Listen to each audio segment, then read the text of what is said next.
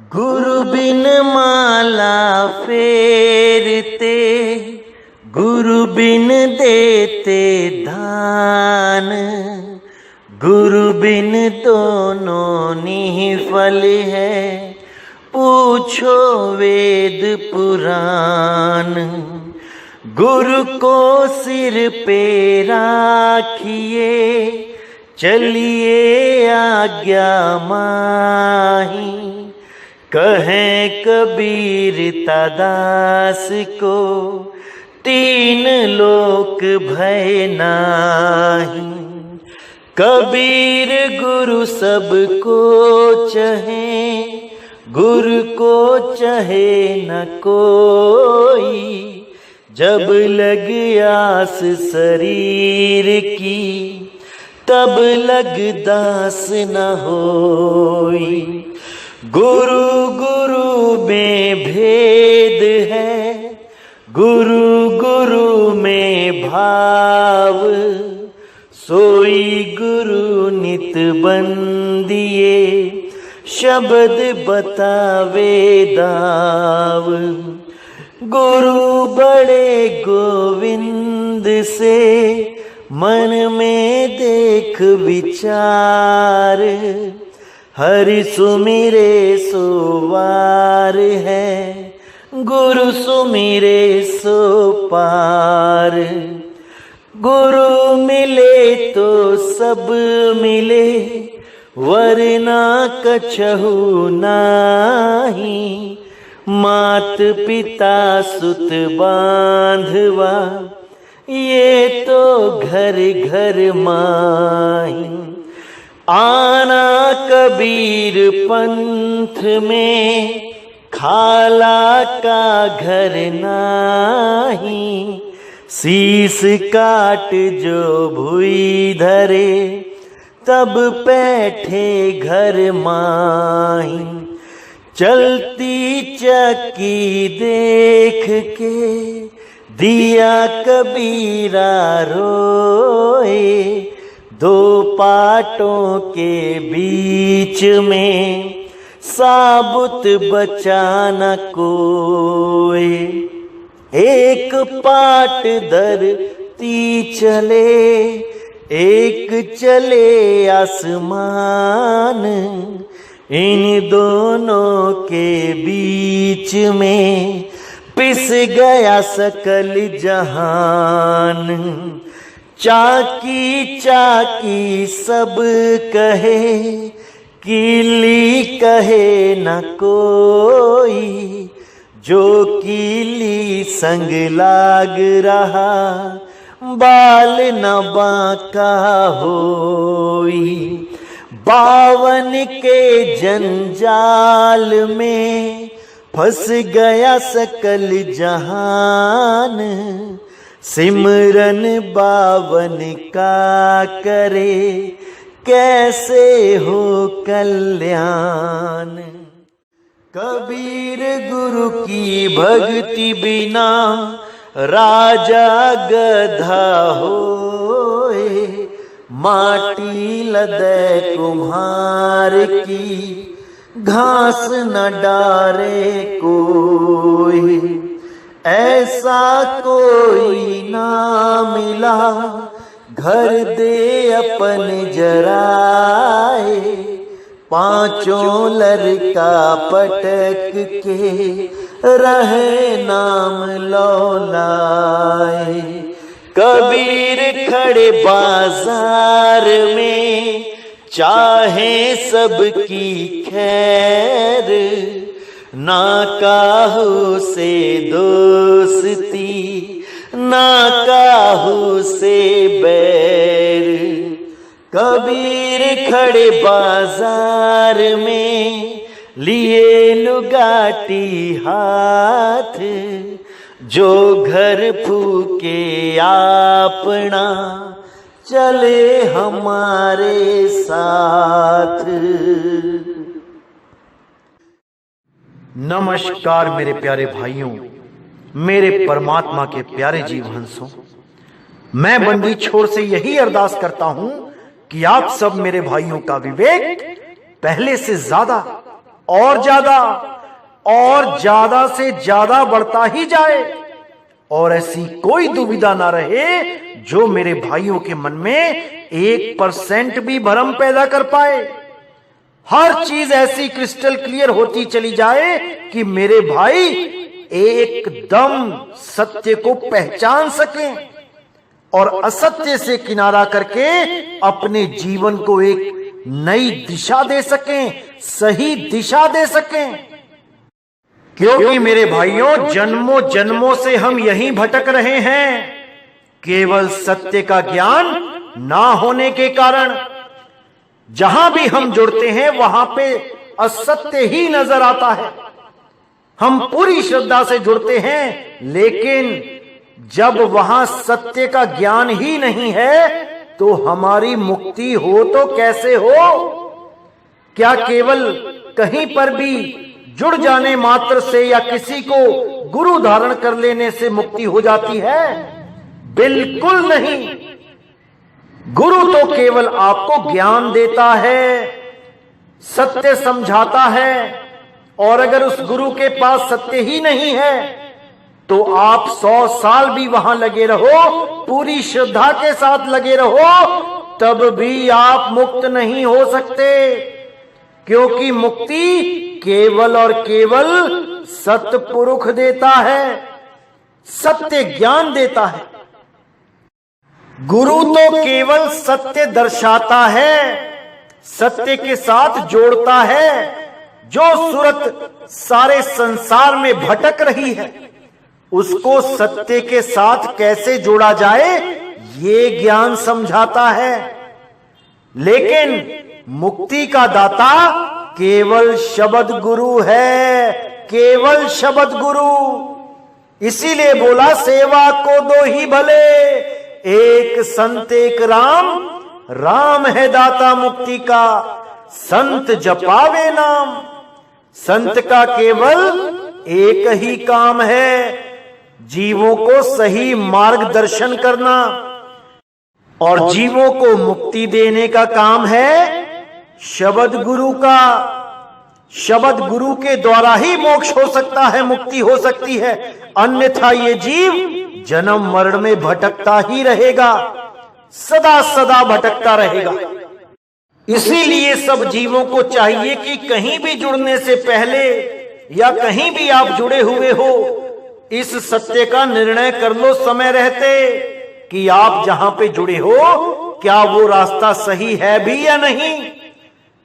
जो भक्ति आप कर रहे हो उससे मुक्ति होगी भी या नहीं, ये विचार आपने अभी करना है, ये निर्णय आपने इसी जन्म में करना है।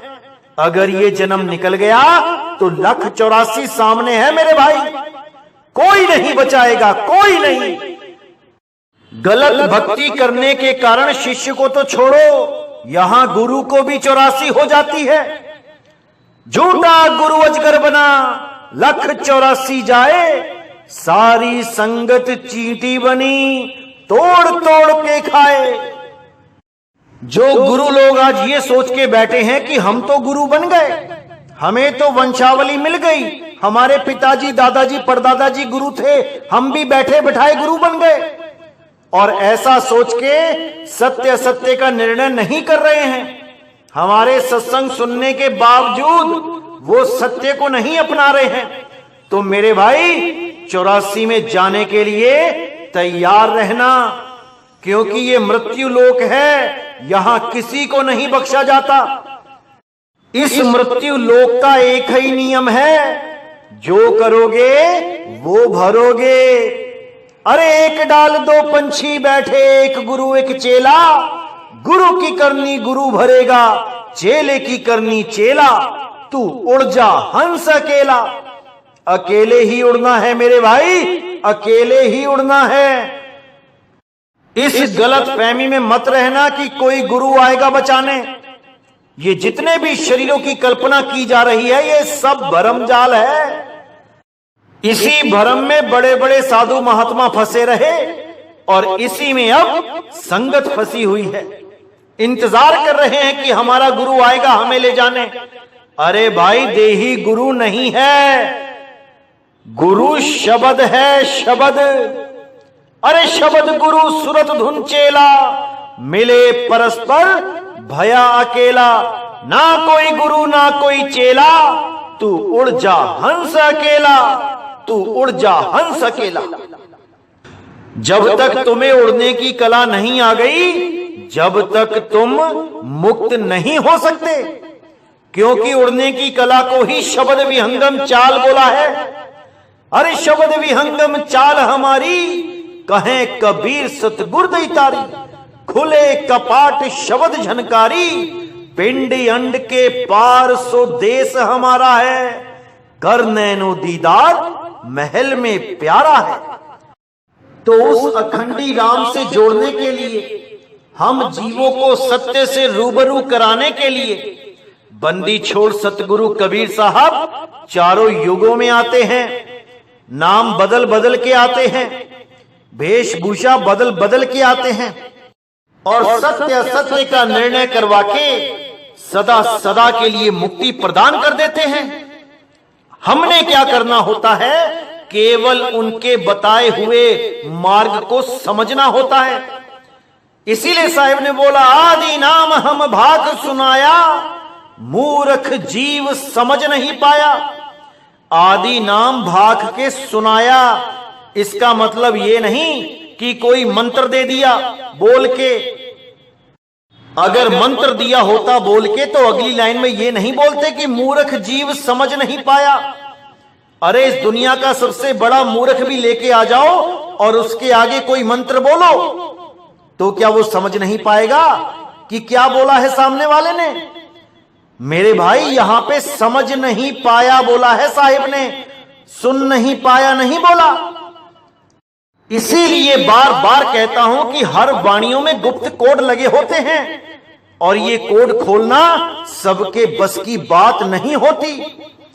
इसी वाणी को सुना सुना के लोगों ने कितना भ्रमित किया कि देखो कबीर साहब कहते हैं कि वो नाम बोल के बताया मैंने, बोल के भाग के सुनाया, लेकिन अगली लाइन में ये नहीं लिखा है कि मूर्ख जीव सुन नहीं पाया, यहां लिखा है मूर्ख जीव समझ नहीं पाया। क्योंकि आदि नाम के बारे में मैंने बोल बोल के सारे ग्रंथ भर डाले, लेकिन फिर भी ये मूर्ख जीव उस आदि नाम को नहीं समझ पाया। ये 52 अक्षरी नाम को ही पकड़ के बैठा है, या फिर ये तत्वों को ही पकड़ के बैठा है, या ये श्वासों को ही पकड़ के बैठा है, या ये त्रिकुटी को ही पकड़ के बैठा है। ये इससे छूट नहीं पा रहा। कैसे छूटेगा? जब तक ये मूल ज्ञान नहीं समझेगा तब तक ये जीव छूट नहीं सकता। लेकिन साहिब को पता था कि अगर ये मूल ज्ञान मैंने पहले खोल दिया या खुलवा दिया किसी संत से, तो ये जितने भी गुरु बन के बैठे हैं इन सबके हाथ में ये मूल ज्ञान लग जाता, और ये अपने ग्रंथों में उस मूल ज्ञान को छाप के जीवों को बहुत भ्रमित कर देते। क्योंकि साधना ये वही करवाते जो ये कर रहे हैं, लेकिन मूल ज्ञान को छाप के जीवों को भ्रमित कर देते कि हम भी वही बता रहे हैं जो कबीर साहब ने बोला है। इसीलिए साहिब ने इस मूल ज्ञान को बिल्कुल गुप्त रखने के लिए लाखों कस्में दे दी थी धर्मदास जी को।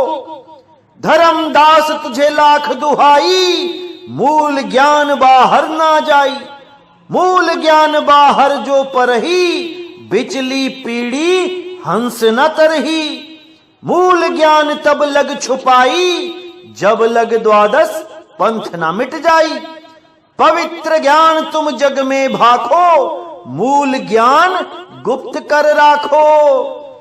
पवित्र ज्ञान यानी अनुराग सागर कबीर सागर तुम भाखो, जितना मर्जी भाखो, लेकिन मूल ज्ञान की चर्चा मत करना।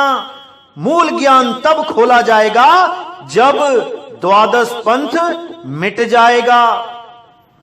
और जैसे ही द्वादश पंथ के उस संत महात्मा को जेल हुई 11 अक्टूबर 2018 को, तभी 13 अक्टूबर 2018 को ये मूल ज्ञान शुरू हो गया। हमारा YouTube चैनल बना और पूरे विश्व में अब इस मूल ज्ञान का प्रचार होने लगा। तो कबीर साहब की वाणी बिल्कुल सटीक है, इसमें कोई दो राय नहीं है। मूल ज्ञान तब लग छुपाई, जब लग द्वादश पंथ न मिट जाई। मूल ज्ञान को तब लग छुपाना था जब लग द्वादश पंथ का नाश नहीं हो जाना था। जैसे ही उस संत महात्मा को जेल हुई, वैसे ही मूल ज्ञान प्रकट कर दिया गया। धर्मदास जी को यही बोला गया था कि मूल ज्ञान को नहीं खोलना है, केवल पवित्र ज्ञान को खोलते रहो। कबीर सागर की, अनुराग सागर की कहानियां सुनाते रहो। जैसे परमात्मा के 16 पुत्र बताए गए हैं। पहला पुत्र है कुरुम। कुरुम का मतलब होता है कछुआ। अब जितने भी ये अविवेकी गुरु थे, ये काल के दूत थे, इन्होंने आके क्या किया? कबीर सागर पे कब्जा किया, अनुराग सागर पे कब्जा किया और उनकी कहानियां सुना सुना के लोगों को भ्रमित करने लगे कि हम भी कबीर हैं, हम भी परमात्मा के द्वारा भेजे गए हैं, हम भी काल से आपको छुड़ा लेंगे। और परमात्मा की सृष्टि रचना को सुना सुना के लोगों को कहानियां सुनाने लगे, 16 पुत्रों की बात करने लगे। और पहला पुत्र बताया कुरुम। और कई गुरुओं ने तो कुरुम को कछुआ बना के उसके ऊपर काल खड़ा कर दिया। अरे भाई, परमात्मा का पहला ही पुत्र अगर 84 में चला गया तो बाकियों का क्या हाल होगा? पहले ही पुत्र को कछुआ बना दिया इन्होंने और नाम लिख दिया आदि कुरुम और उसके ऊपर काल निरंजन बना दिया। इतना भी विवेक नहीं लगा पाई अधूरे गुरु की पहला ही पुत्र परमात्मा का 84 में कैसे जा सकता है? क्या परमात्मा ने 84 बनाई है? इतना भी विवेक नहीं लगा पाई ये लोग और वंशावली बना के बैठे। घर में ही गुरु प्रथा चला रखी है, घर में ही गुरु पैदा हो जाता है।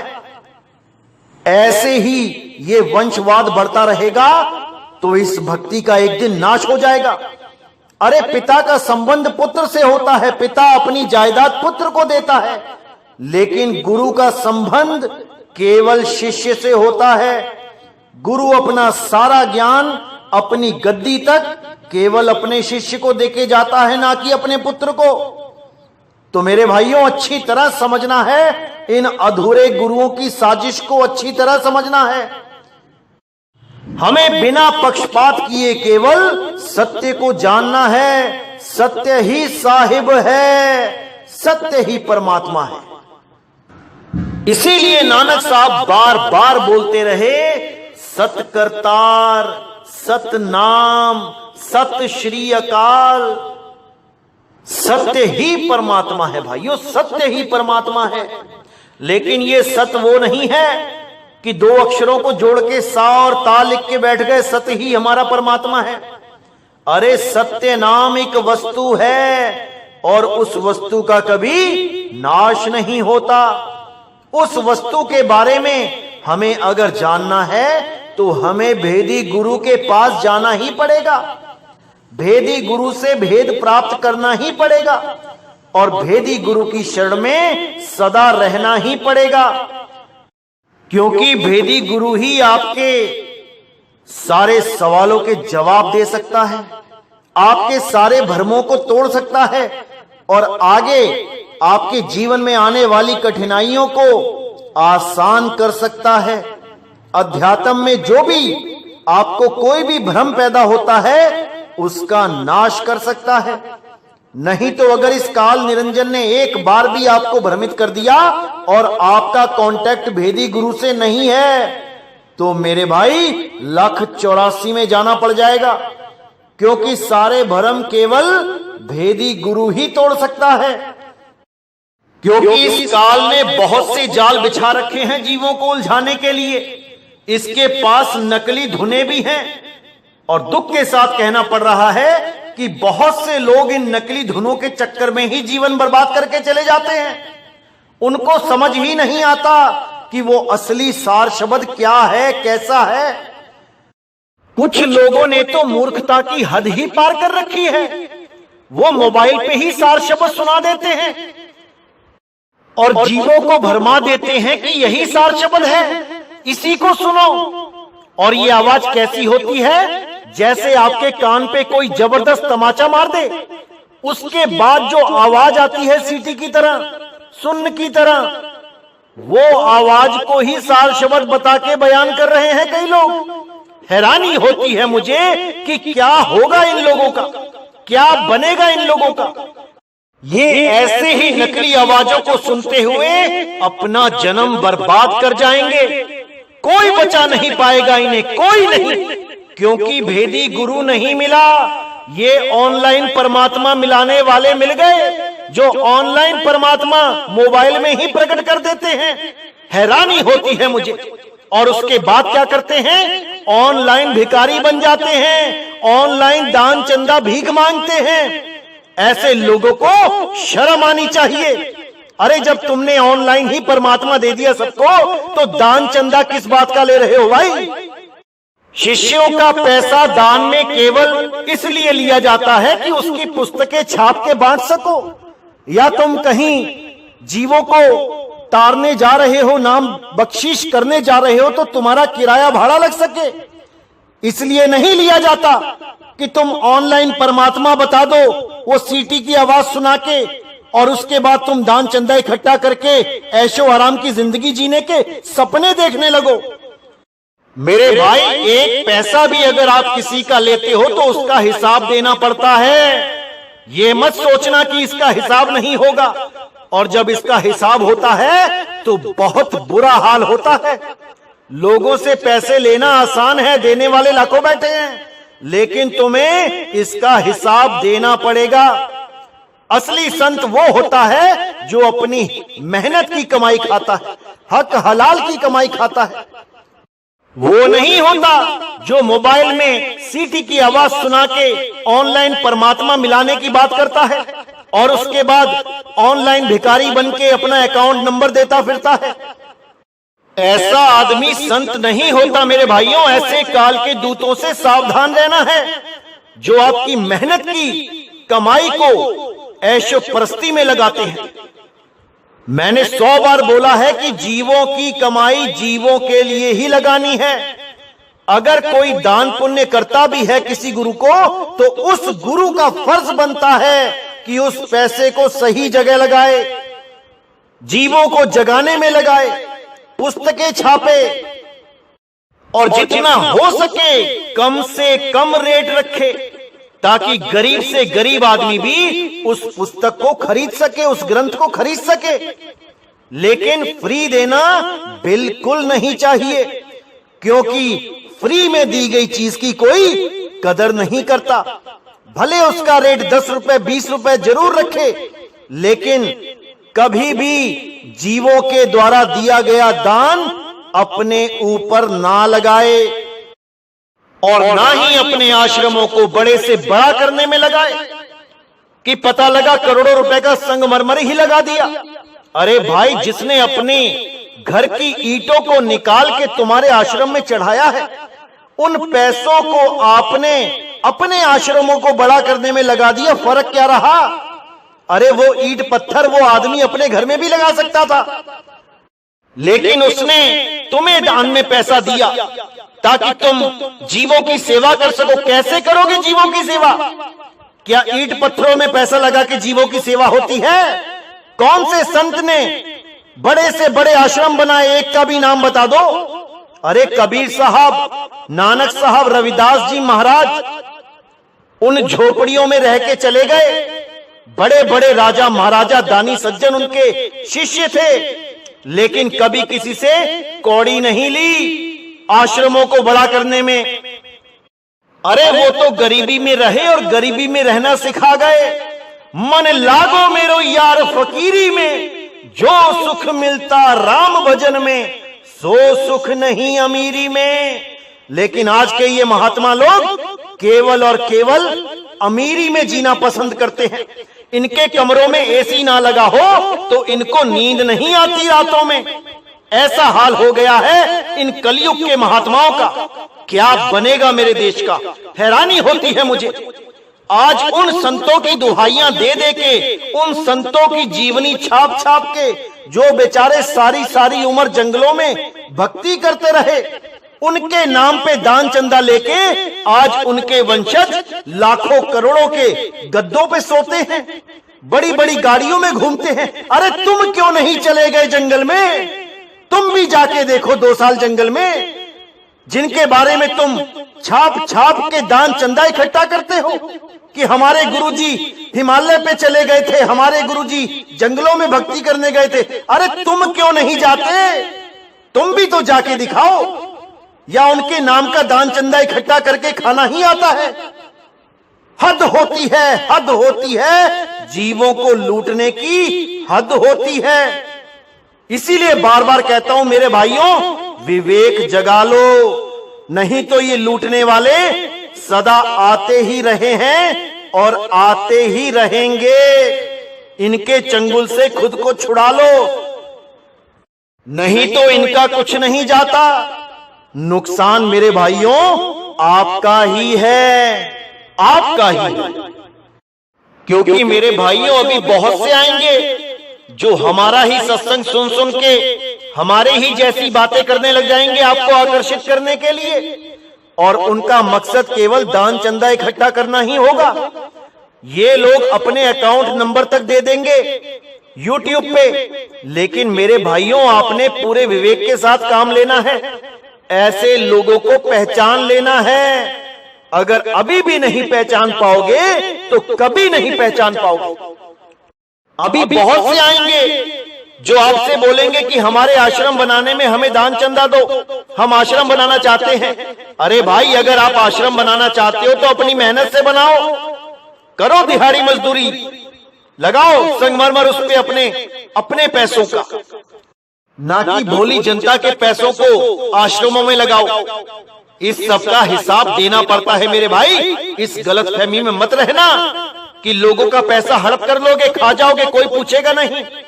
अरे भगत के अन्न में बड़े बड़े दांत हैं, भजेगा तो पचेगा, नहीं तो फाड़ देते आंत हैं। तो मेरे भाई इस गलतफहमी में मत रहना कि लोगों का पैसा हजम हो जाएगा, कभी नहीं होगा। और जो आश्रमों में लगाते हैं उन्हें तो बिल्कुल ही नहीं होगा।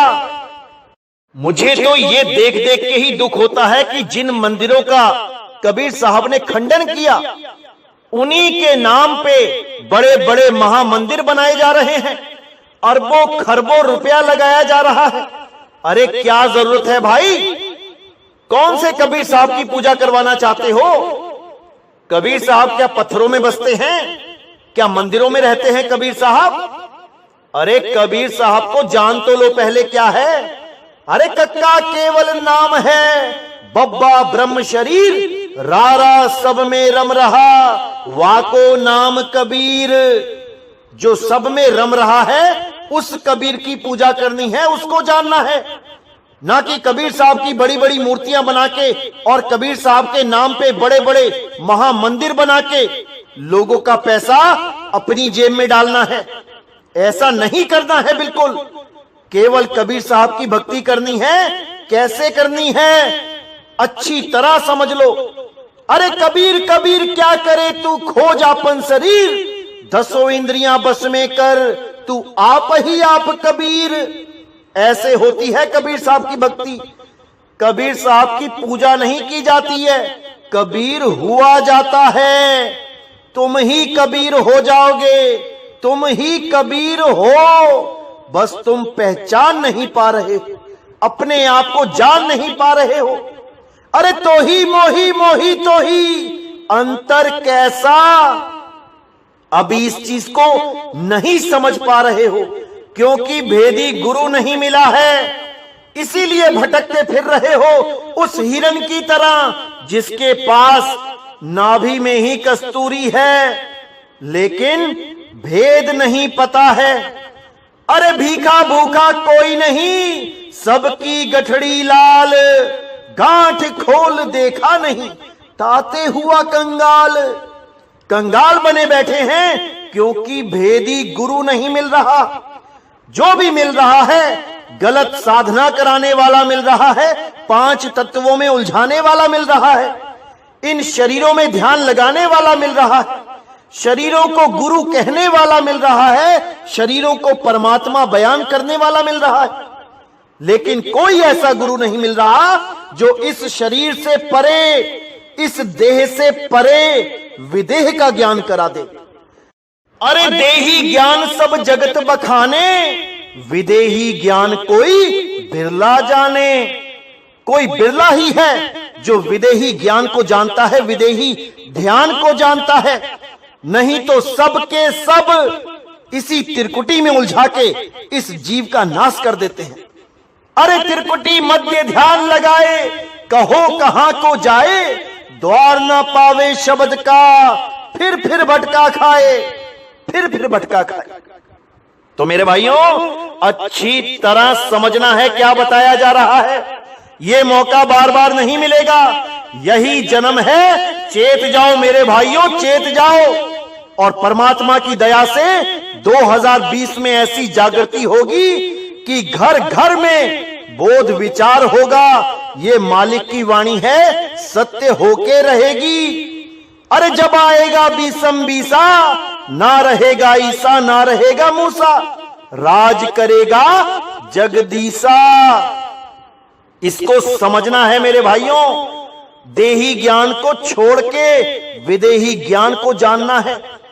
ईसा मूसा धर्म है, ईसा मूसा देह है, और जगदीसा सारे जगत का ईश है, सारे जगत का मालिक है। उसको जानना है, उसको पाना है, तभी ये इंसानी चोला सफल होगा। अन्यथा बेरंग लिफाफे की तरह जैसे आए वैसे ही चले जाएंगे। क्या फर्क रहा एक इंसान में और एक जानवर में? जो काम जानवर करके जा रहा है वही इंसान करके जा रहा है। क्या फर्क रहा? और कुछ लोग सोचते हैं कि जीवन में अमीर होना ही इस जन्म का लक्ष्य है, अपना नाम कमाना ही जन्म का लक्ष्य है। अरे मेरे भाई, ये जन्म बहुत मुश्किल से मिलता है। 84 लाख जन्मों के बाद एक बार मिलता है। अगर इस जन्म में केवल पैसे ही कमाते रह गए तो मेरे भाई दोबारा गर्भ में चले जाओगे। और ये सारा जो पैसा कमाया है ये तुम्हारे ही भाई बंधु मिल बांट के खा लेंगे और तुम्हारे पल्ले कुछ नहीं रहेगा। ये जन्म मिला है परमात्मा को प्राप्त करने का, और उसको प्राप्त केवल तभी किया जा सकता है जब आपके जीवन में कोई भेदी गुरु आ जाता है। वरना नाम तो आप खुद ही जानते हो परमात्मा के, किसी गुरु के पास नाम लेके क्या फायदा? अरे वो नाम तुम भी जानते हो जो तुम्हें गुरु दे रहा है, तो गुरु का क्या लाभ है भाई? गुरु का लाभ होता है तब जब वो भेद पता लगे तुम्हें जो नहीं पता था। जो वस्तु तुम्हारे पास होते हुए भी तुम्हें जिसका ज्ञान नहीं था, उस वस्तु का भेद पता लग जाए, उस गुरु को बलिहार जाओ, उस गुरु की शरण में जाओ। वरना ये मंत्र देने वाले तो गली गली में बैठे हैं, एक पत्थर उठाओ 10 मिलेंगे। इन गुरुओं के चक्कर में नहीं पड़ना है मेरे भाइयों, केवल भेदी गुरु की शरण में जाना है। अरे वस्तु कहीं ढूंढे कहीं, कैसे लागे हाथ, गुप्त वस्तु तब मिले, भेदी लीजे साथ। भेदी लीना साथ में, दीनी वस्तु लखाए और कोटि जन्म का पंथ था, पल में पहुंचा जाए। तो भेदी गुरु के बिना ये जीवन निष्फल हो जाएगा। कोई लाभ नहीं होगा इंसानी चोले में आने का, जैसे आए वैसे ही चले गए। तो इसको अच्छी तरह समझना है मेरे भाइयों, अच्छी तरह समझना है। अब कुछ लोग ऐसे होते हैं जो ये सोचते हैं कि हमारा जन्म सफल तब होगा जब हम बड़े से बड़े पावरफुल बन जाएंगे, बड़े से बड़े ओहदे मिल जाएंगे, बड़े से बड़े राजनीतिक नेता बन जाएंगे। या कुछ देश के प्रधानमंत्री ऐसा सोचते हैं कि हम जितना ज्यादा अपने देश को फैला लेंगे उतने ही हम सफल हो जाएंगे। अरे मेरे भाई, ऐसा बिल्कुल नहीं है। असली सफलता तब मिलती है जब तुम इस मनुष्य चोले को सही काम में लगा लो, लोगों की मदद करो, लोगों को सुकून दो, ना कि लोगों को परेशान करो। वक्त आने पर एक जानवर भी दूसरे जानवर की मदद करता है। अरे हम तो इंसान हैं, इंसान। कुछ तो ऐसा काम करे जो हमें इंसान कहा जा सके। एक दूसरे की गर्दनें काटने में लगे हैं, एक दूसरे को धोखा देने में लगे हैं, एक दूसरे की जेब काटने में लगे हैं। हम इंसान कब कहलाएंगे? कब कहलाएंगे हम इंसान? आज धर्म के नाम पे सब एक दूसरे को मारने में लगे हैं। मेरा अल्लाह बड़ा, मेरा वाहिगुरु बड़ा, मेरा राम बड़ा, मेरा ईसा मसीह बड़ा, मेरा गॉड बड़ा। इसी बड़े छोटे के चक्कर में हम इंसान ये भी भूल जाते हैं कि हर धर्म इंसानियत सिखाता है। अरे जब इंसानियत ही नहीं रही हम में, तो हम धार्मिक कैसे हुए? और अगर हम धर्म के विरुद्ध चल रहे हैं, तो हमें परमात्मा कब मिला? किसी को नहीं मिलेगा। परमात्मा केवल उसको मिलता है जो परमात्मा हो जाता है। इस गलत फहमी में मत रहना कि तुम धर्म के नाम पे गर्दन काटते रहो और परमात्मा तुमसे खुश होता रहेगा।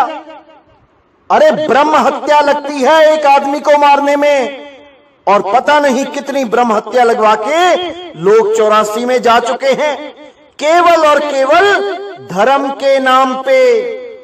इसलिए मेरे भाइयों, धर्म कोई भी हो, इससे कोई फर्क नहीं पड़ता। फर्क इससे पड़ता है कि आपको जीते जी परमात्मा मिला कि नहीं, या मरने के बाद मिलने की ही आस में बैठे हुए हो। अरे अब हूं मिला तो तब हूं मिलेगा, नहीं तो जमपुर वासी। साहिब कहते हैं अगर आज मिला है, आज दीदार हुआ है उसका, तो समझना बाद में भी होगा। अगर आज नहीं हुआ तो कभी नहीं होगा। इस गलत फहमी में मत रहना कि मरने के बाद परमात्मा मिल जाएगा। अरे तुम जितना मर्जी स्वर्गवासी लगवा लो मरने वाले के नाम के आगे, जितना मर्जी सतलोकवासी लिखवा लो मरने वाले के नाम के आगे, उससे कोई फर्क नहीं पड़ने वाला। जैसे उसने कर्म किए हैं उसको वैसी ही गति होगी। इसलिए मेरे भाई, अपने कर्मों को सुधारो। किसी को भी धर्म के नाम पे परेशान नहीं करना है। कोई भी धर्म का इंसान है, उसको उसकी पूजा अर्चना करने दो। जब परमात्मा की दया होगी, वो अपने आप आगे के ज्ञान को सुनता हुआ उस मालिक के दरवाजे तक पहुंच ही जाएगा। इसमें कोई झगड़े वाली बात नहीं है, इसमें कोई वैर विरोध वाली बात नहीं है। ये मार्ग तो प्रेम का है और प्रेम का ही रहेगा। तो मेरे भाइयों, अच्छी तरह समझना है क्या समझाया जा रहा है, और पूरे विवेक के साथ नीर चीर का निबेड़ा करना है, तभी ये मनुष्य चोला सफल हो पाएगा, अन्यथा ऐसे ही चला जाएगा। तो आज का सत्संग यही समाप्त करता हूं, और अगले सत्संग के साथ बहुत जल्दी मिलेंगे।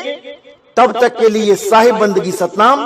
बोलिए सतगुरु बंदी छोड़ सतगुरु सत्य कबीर साहिब की सदा ही जय हो, सदा ही जय हो। मेरे मालिक की साहिब बंदगी सतनाम।